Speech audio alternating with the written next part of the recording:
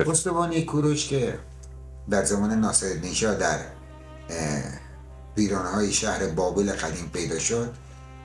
توسط هرمز رسام که یک آسوری بوده که برای انگلیس‌ها کار میکرده، آسوری عراقی نه ایرانی، نوشته یک روحانی پرستشگاه مردوکه، یک روحانی که به خط زبان بابلی آشنایی خوب داره و با فرهنگ بین النهرینی هم آشناست. 19 سطر اول از زبان شخص سوم نوشته شده که اونگاه میگه که وقتی که نبونید پادشاه بوده، حالا شکستگیشه در نظر نگیریم، باعث شده بوده که باج و خراج زیادی بر مردم گذاشته بشه، پرستشگاه هاشون ویران بشه و این چیزا. مردوک وقتی اینا رو میبینه از استغاثه های مردم دلش به رحم میاد، دنبال یک پادشاه دادگری میگرده تا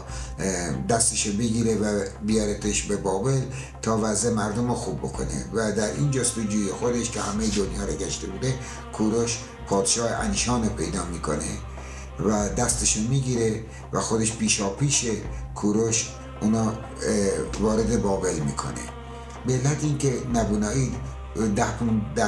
10-12 سال از مقر پادشاهی خودش یعنی بابل دور بوده، مراسم سال نو که میبایستی اجرا میشده اجرا نمیشده و مردم ناراضی بودن، به گواهی یکی از سند دیگه‌ای که داریم شورشی در بابل برپا شده بوده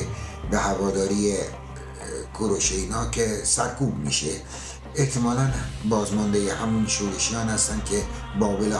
کوروش همراهی کردن در فتح بابل. ما بر اساس اطلاعاتی که از منابع بین النهرینی به دست میاد میتونیم بگیم که بابل تقریبا بدون جنگ و خونریزی فتح شده.